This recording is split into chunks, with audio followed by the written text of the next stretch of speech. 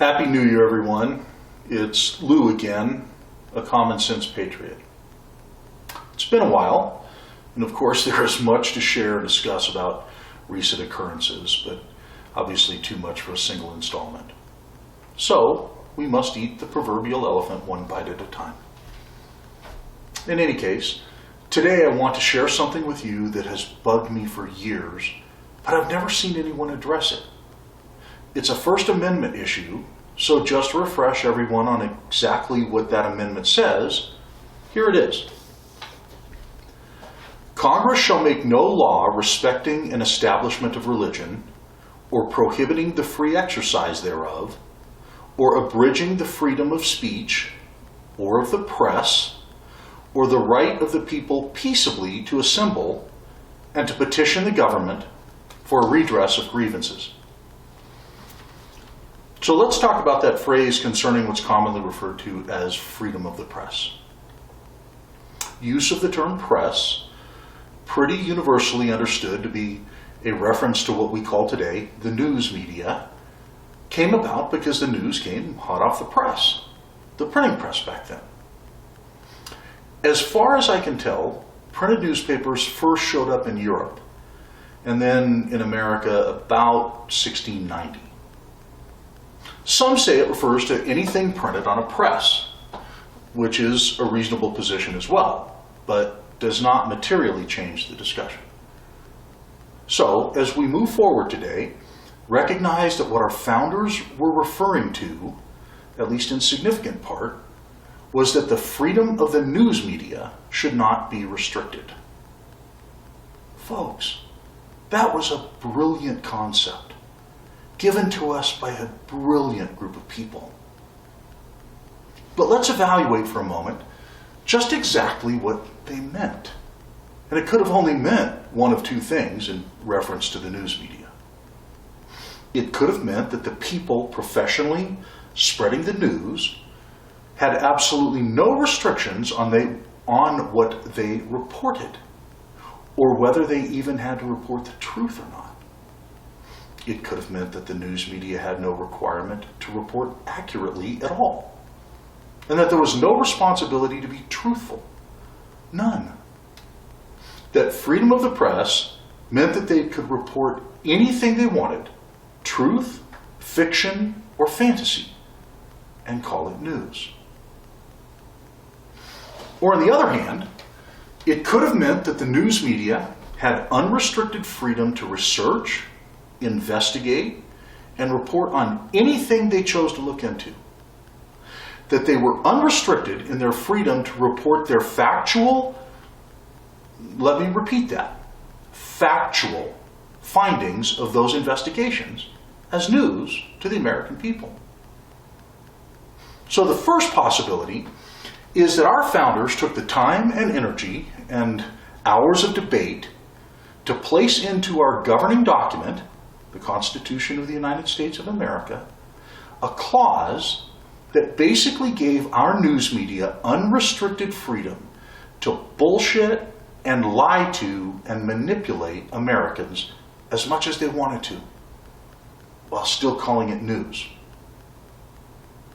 The second possibility is that our brilliant framers thought it extremely important that our news media be able to freely and factually report to Americans what was going on in their country, particularly within the halls of their government. Guaranteeing the news media the freedom to look into every dark corner and under every rug, so that we the people would have the transparency necessary to make certain our government wasn't doing things illegally or sneakily or tyrannically. So which do you think our founders intended to grant the news media? Freedom to lie to and manipulate Americans whenever and however they chose? Or the freedom to keep our government honest and forthright by letting we the people know the facts and truth of what was happening inside the sacred halls of we the people's government? That's obviously a rhetorical question, as the answer isn't even debatable. If you believe freedom of the press was intended to allow the news media to be unrestricted as far as telling the truth or not, then you probably believe the clause in that First Amendment guaranteeing the right of we the people to peaceably assemble makes the mass rioting, burning, looting, and worse that our nation has been experiencing this last year their intent as well. And if in fact that is what you believe, then, as old Sam Elliott likes to say, you're just a special kind of stupid. Remember, our founders had experienced a tyrannical government and gave the press this freedom and gave us the Second Amendment specifically to keep the government of the United States from becoming tyrannical. And yet, here we are, where our news media has adopted the position that our founders granted them unrestricted permission to say anything they want, truthful or not, and call it news. And our government has done nothing to stop that. Imagine that. Our government not wanting to be reported upon factually and in depth and held accountable to we the people. Anyway, as a result, no one really trusts the news media and no one really trusts our government. So how did this happen? Well, quite frankly, mostly because people of my similar age and older, people who still look at their wrist to tell what time it is, I'm in my early 60s, weren't engaged enough in what was going on and let it happen on our watch. We allowed the news media to start reporting opinion and conjecture as news, but said nothing, and didn't make those supposedly representing us do anything about it either. Shame on me. And I mean that sincerely. I'm pissed at myself for not being involved enough and aware enough when I was younger. And though this problem began very slowly and insidiously, through the years, it has become a speeding freight train of disaster, already plowing into we the people. Our press, folks, is out of control and has become the propaganda arm of one side of our government. It's just that simple. And they're getting more and more brazen about the fact that the news media is manipulating we the people to their desired result. By the way, just so you know exactly what the term propaganda means, this is the definition. Information, especially of a biased or misleading nature, used to promote or publicize a particular political cause or point of view. Note the operative words here. Information of a biased or misleading nature. Oh yeah, and here's just a little history lesson for you. In Hitler's Germany, the third most powerful person in the Third Reich was a guy by the name of Joseph Goebbels. Can you guess what his job was? Yep, he was the Reich Minister for Propaganda in Nazi Germany. And he had total control over all media, arts, and public information. Grasp that.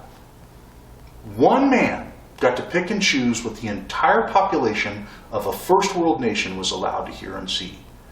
An entire country wasn't allowed to hear or see anything that was counter to the philosophy and belief of the political party in power at the time. Unimaginable, right? Well, you better take a look around you, because that very thing is happening right here in America. Oh yeah, that evil and radically anti-Semitic Goebbels, Hitler also named him in his will as a man to succeed himself as Führer. Anyway, people, propaganda is more dangerous and deadly than a slithering cobra living under your bed. And yet we're getting fed a steady diet of that poison every day of our lives. Why can't the news media simply pass along the absolutely verifiable facts of what they report to we the people, and let each of us come to our own conclusions based upon those facts, without being manipulated and brainwashed to conclude as they desire. It makes my blood boil to think I am assumed to be so stupid that I cannot be allowed my own opinions and positions based upon the simple truth and not some talking heads propaganda. Look, there's a huge responsibility that comes with being an investigative reporter or news journalist or news anchor. We the people, particularly those of us born around 1970 or earlier, are kind of pre-programmed from years of pretty much truthful and factual reporting, think Walter Cronkite, to believe that what the newscaster on the TV or the radio is saying or the newspaper is printing is the truth. So reporting as news to the masses, many of whom are probably going to believe it, things that are in fact just opinion or conjecture and not verifiable as truth, is just downright criminal. My gosh, lives are affected by the words of those so-called news people. And what is the consequence when their opinion turns out to be wrong? There is none. And there's nothing wrong, there's something wrong with you if that doesn't make you really mad. Now, add to the dishonest so-called news media its conjoined twin, social media, and the perfect propaganda storm is upon us. In 50 years, the names of Mark Zuckerberg and Jack Dorsey might possibly be in the history books right next to Joseph Goebbels. So, my fellow American patriots, what are we going to do about it? Instead of allowing historians, if there are even allowed to be such anymore, to look back 50 or 100 or 200 years from now and say, the collapse of the United States into socialism and globalism and now into this current bloody revolution could have been avoided. If only the people of the 2020s would have looked back into history then and seen this same old story played out time after time in human history and made the choices then to demand honesty and transparency in their government and media at the point of arms if necessary. What if we the people just said, no, we've seen this movie before and we know it doesn't end well for the masses. Just ask the common citizen survivors under Hitler or Stalin or Mao Zedong or Ceausescu or Pol Pot, Chavez, etc.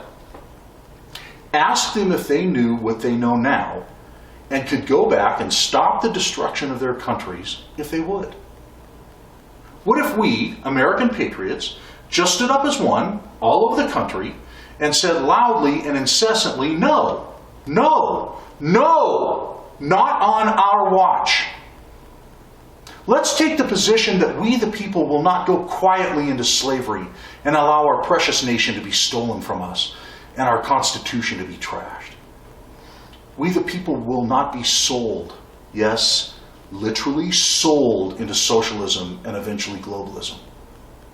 Socialism, folks, in essence places the masses into slavery. The slaves eke out a paltry existence for themselves and their families while supporting and ensuring a lavish lifestyle for the political class. Let's go ahead and call them what they are, the ruling class. Is that really where we the people want to go? Is that really where our founders saw their efforts going? Is that really what millions of our ancestors fought and died for? I just cannot believe that the great experiment, the United States of America, a democracy supported by a representative government, has failed. Remember, patriots, we still have this thing called the Second Amendment that puts teeth into the words and will of we the people. That Second Amendment was given to us to thwart tyranny in our government. And the news media and social media are aiding and abetting partners in the brewing tyranny of our government. What if we just said no to Facebook and Twitter censoring anything? Hey, they created these monster platforms to let people freely communicate. If they don't like what's being said by people exercising their First Amendment right of free speech, then they shouldn't have created the platforms in the first place. By censoring anyone, sociopolitically right, left, or middle, they are transgressing the constitutional rights of Americans to say what they feel. Folks, censorship is the stuff of third world countries and totalitarian governments in communist China and Nazi Germany. Are we there already? Is being told what books we can and can't read next? What happens when some propaganda czar decides the Bible isn't appropriate reading material for American slaves, citizens? Make no mistake, if our free democracy hasn't already tipped off the precipice, irrecoverably into the abyss, we are teetering there. Anyway, I'm interested in any of y'all's constructive comments and ideas or even objections to what I've said. There's nothing wrong with respectful debate. In my opinion, though, something must be done, and done quickly. I'm Lou, a common sense patriot. Godspeed.